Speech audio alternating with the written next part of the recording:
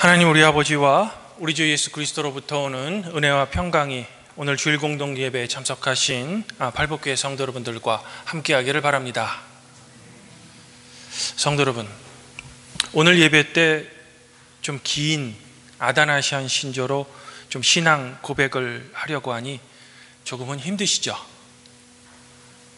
다리도 아프고 허리도 아프고 늘 몸이 아픈데 굳이 이렇게 긴 신조로 좀 서서 우리의 신앙을 예배 때 고백해야 하는가라고 좀 불편하신 분들도 계실 겁니다. 또한 좀 삶에 지쳐서 교회에서라도 좀 위로받기 위해 나왔는데 좀 교회에서만큼은 예배 드릴 때 좀 편안하게 예배를 드리면 안 되는가 하는 분도 계실 겁니다. 하지만 제가 그래도 명색이 담임 목사인데 성도 여러분들을 일부러 괴롭히기 위해서 굳이 5분 이상 소요되는 이 아다나시안 신조로 신앙 고백하는 것은 결코 아닙니다. 다 여러분들을 사랑해서 그렇습니다. 그래도 한 번 사는 인생에 감사하게도 하나님의 선택함을 받아 이렇게 성도로 부름을 받았으며 그리스도인이 되셨는데 내가 믿는 신앙이 도대체 무엇인지는 좀 제대로 알아야 남들 쉴 때 이렇게 예배 나오는 보람이 좀 있지 않겠습니까? 그런데 바로 이 신조라는 것이 우리가 믿는 기독교의 신앙을 아주 잘 요약해 놓은 거라는 겁니다. 그 중에서도 제일 자세하게 아주 설명해 놓은 신조가 바로 이 오늘 고백한 아다나시안 신조라는 겁니다. 그러니 조금은 좀 불편하시더라도 1년에 딱 한 번 하는 신앙 고백이니까 오히려 즐거운 마음으로 하셨으면 좋겠습니다. 그리고 말이 나온 김에 제가 성도 여러분들께 한 가지 부탁의 말씀을 드리면, 주일 예배 때마다 이제 신조로 우리가 신앙을 고백할 때 누가 이 뒤에서 쫓아오는 것처럼 속전속결로 하지 마시고 한 문장 한 문장 그 의미를 생각하면서 좀 천천히 고백하셨으면 좋겠습니다. 왜냐하면 엉뚱한 이야기와 자기 자랑으로 이야기하는 이 목사의 설교보다 어떤 면에서는 더 중요한 것이 바로 예배 때 우리가 고백하는 이 신조이기 때문입니다. 그러니 우리가 고백하는 이 신조 안에 담겨진 예수님의 죽음과 부활, 그리고 순교자들, 우리 신앙의 선배들의 순수한 믿음을 생각하시면서 좀 천천히 신조를 고백했으면 좋겠습니다. 성도 여러분, 오늘은 교회력으로 성삼위 일체주일입니다. 그러면 여기서 제가 한 가지를 성도 여러분들에게 물어보고 싶습니다. 지난 주일이 성령 강림절이었는데 왜 우리 교회는 오늘을 성령 강림일 후 첫째 주일이 아니라 성삼위 일체주일로 지키는지 혹시 아십니까? 이 의미를 잠깐 설명드리면 이렇습니다. 성도 여러분들도 잘 아시다시피 하나님의 말씀인 성경은 구약과 신약으로 구성되어 있죠.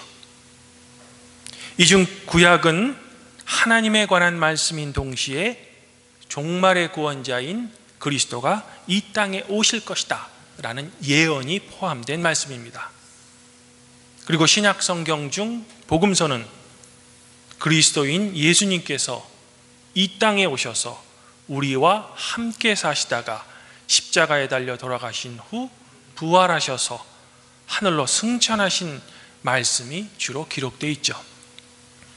이후 약속하신 성령이 내려서 교회가 탄생하게 되고 그 교회의 역사 이야기가 주로 사도행전과 바울서신 그리고 일반 서신에 이제 기록되어 있는 겁니다.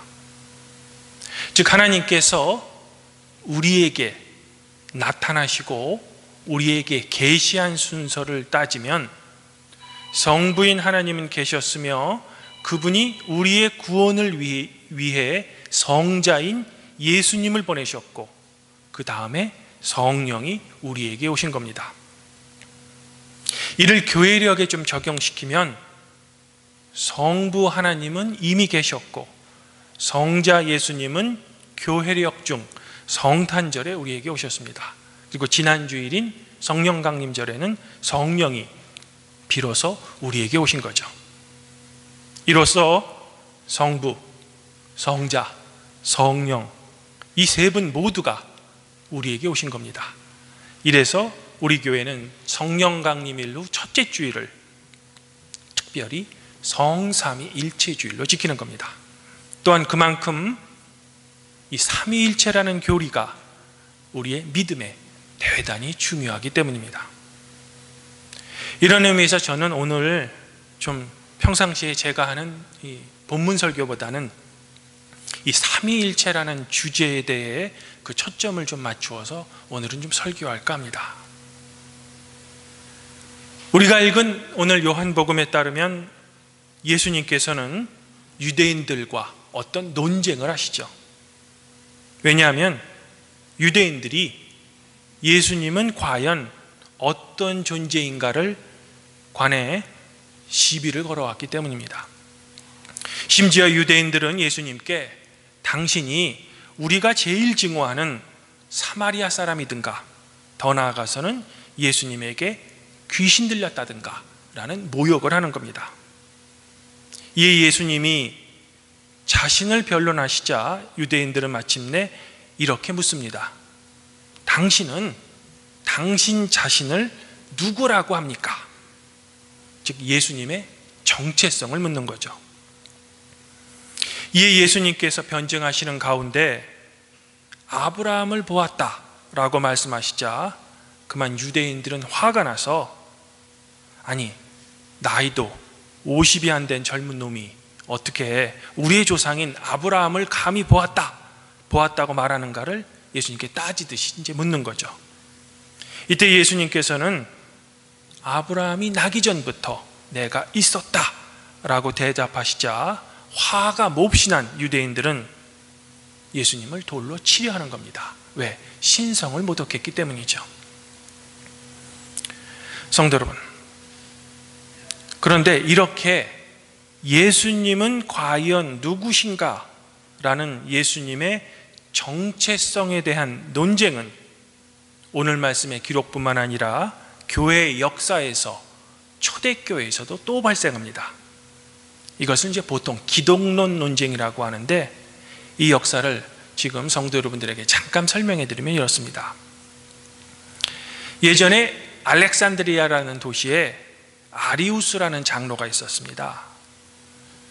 그런데 이 아리우스가 하나님의 말씀인 로고스가 존재하지 않을 때가 있었다라고 이제 말한 겁니다. 이에 대해 당시 알렉산드리아의 감독이었던 알렉산더 감독은 아니다. 말씀은 즉 로고스는 성부 하나님과 영원히 함께 있었다라고 이제 반박을 한 거죠. 싸움이 난 겁니다. 결국 이 문제는 말씀이신 예수님의 신성을 부인하는 문제가 되었으며 이로 인해 소아시아의 이제 니케아라는 도시의 교회의 보편 공의회가 이제 소집된 겁니다. 그리고 이 공의회를 통해 아리우스 장로의 주장은 이제는 사도적인 교회에서는 이단으로 정죄되고 이것을 잘 나타내 주는 것이 바로 니케아 신조라는 겁니다. 이런 이유로 오늘 구약 말씀은 지혜, 즉 로고스가 창조 때부터 있었다라는 잠언의 말씀이며 시편도 창조시인 시편 8편을 우리가 봉독한 겁니다. 하지만 아리우스의 이 주장은 니케아 공의회 이후에도 지속적으로 교회 내에 논쟁을 일으킵니다. 그래서 이 니케아 공의회 다음 보편 공의회인 콘스탄티노플 공의회에서 이 삼위일체의 교리가 보다 더 자세하고 보다 더 분명하게 다시 한번 확증이 되는 겁니다. 그래서 최종적으로 만들어진 신조가 바로 니케아 콘스탄티노플 신조입니다. 이런 역사적인 배경 때문에 그리스도교의 3대 축일인 성탄절, 부활절, 그리고 성령 강림절에는 사도 신조가 아닌 이 니케아 콘스탄티노플 신조로 우리의 신앙을 고백하는 거죠. 그리고 성삼위일체주의인 오늘만큼은 이 아리우스 논쟁에서 삼위일체 교리를 끝까지 수호했던 이 아다나시아의 신조로 우리의 사도적 정통 신앙을 이제 예배 때 고백하는 겁니다. 지금까지 제가 간략하게 삼위일체 교리가 교회의 역사를 통해 어떻게 형성되었는가를 이제 말씀드린 겁니다. 이에 대해 이제 중요한 부분만 제가 다시 한번 요약드리면, 성부와 성자와 성령의 세 위격이 한 본체를 이루고 계신다는 겁니다.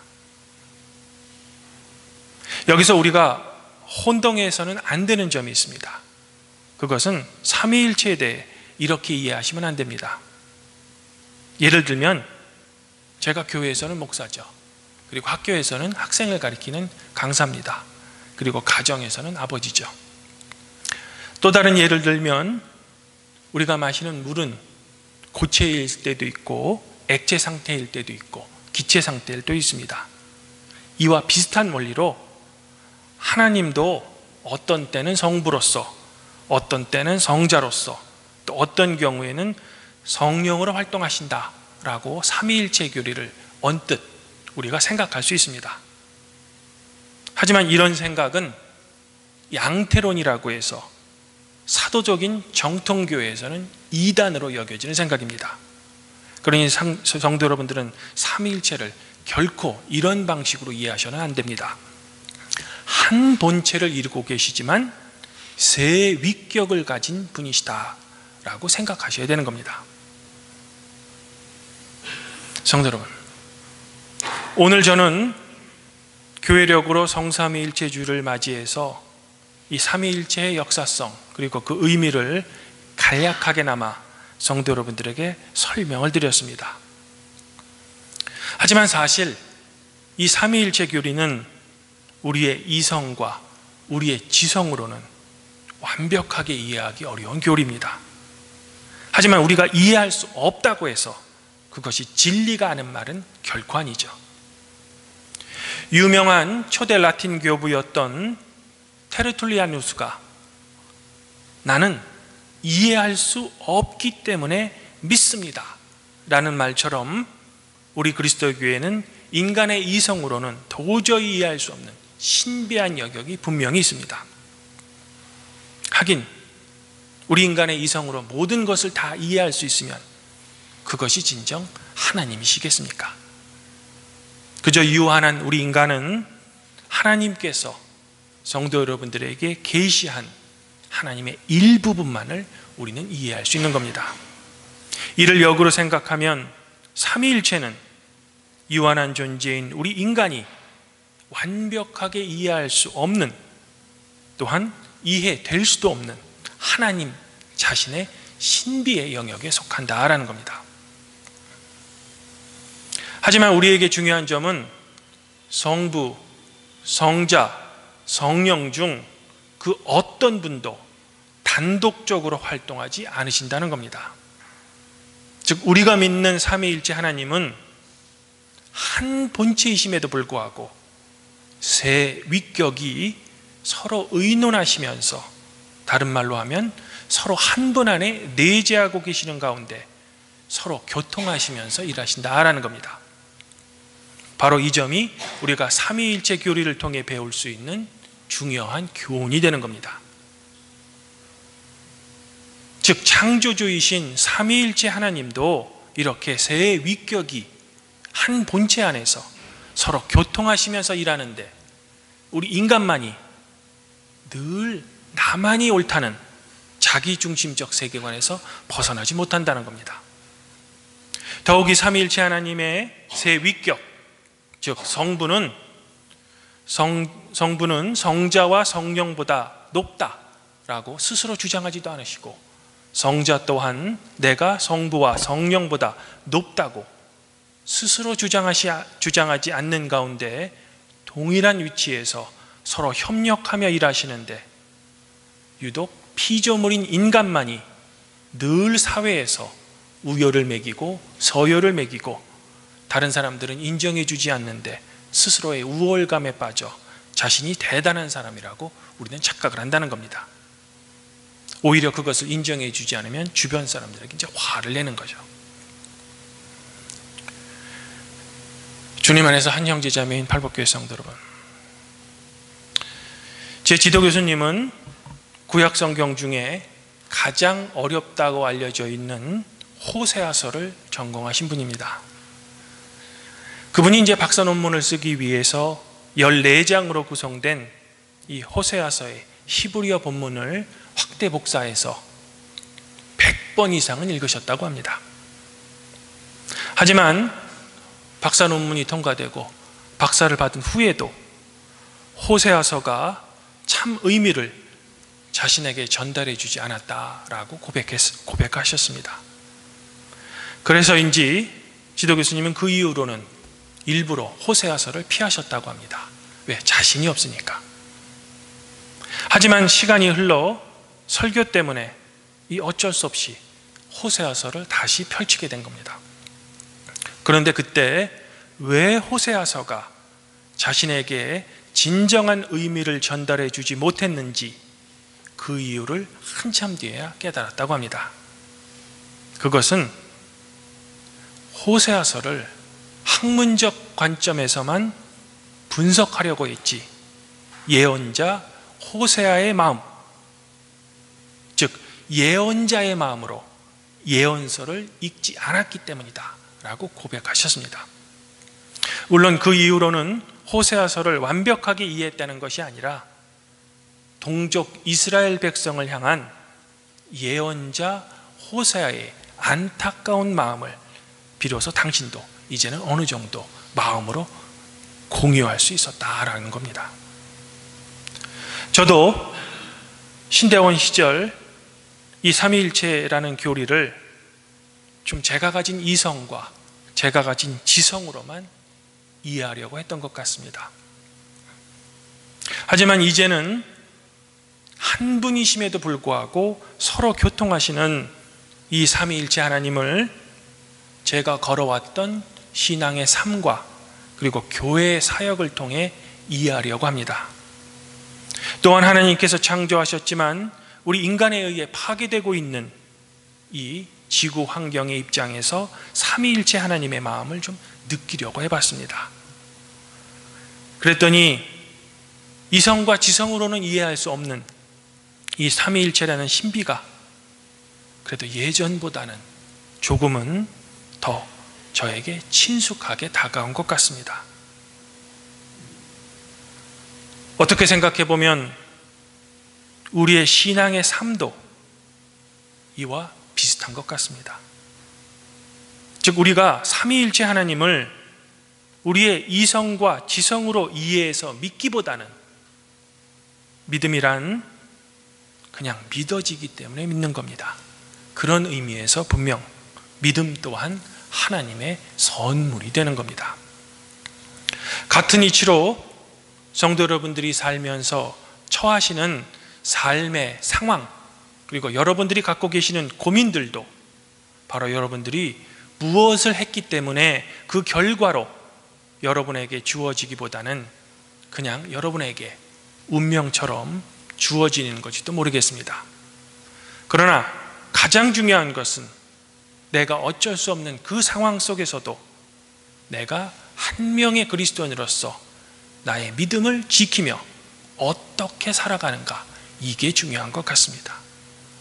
마치 욥이 하나님으로부터 내가 세상을 창조했을 때 욥 너는 어디 있었느냐 라는 대답할 수 없는 엄청난 질문을 받았을 때 욥이 왜 그런 걸 저한테 물어보십니까? 또는 저는 죄가 없습니다 라고 자신의 의의를 하나님에 항거하기보다는 오히려 하나님께 두 손을 들고 하나님께 완전히 항복하며 그분을 오히려 찬양했던 것처럼 말입니다. 그러므로 아무쪼록 간절히 바라기는 삼위일체 하나님의 신비가 성도 여러분들의 이성뿐만 아니라 여러분들의 삶과 신앙에 좀 녹아 들어가기를 저는 지금 소망해 보고 싶습니다.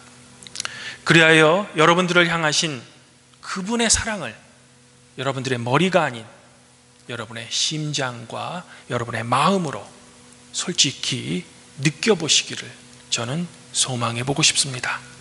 그리고 그 사랑으로 성도 여러분들이 처한 그 어려운 상황들을 믿음으로 극복해내시고 오늘도 그리스도 예수 안에서 자유함을 느끼시는 그런 성도님들이 되시기를 저는 간절히 소망해 보고 싶습니다.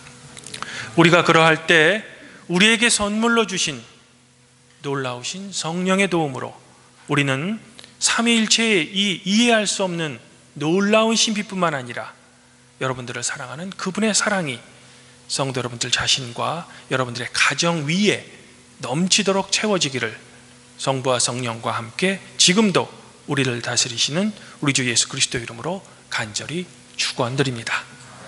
그리하면 모진지각에 뛰어나신 하나님의 평강이 그리스도 예수 안에서 성도 여러분들의 마음과 생각을 지키시리라.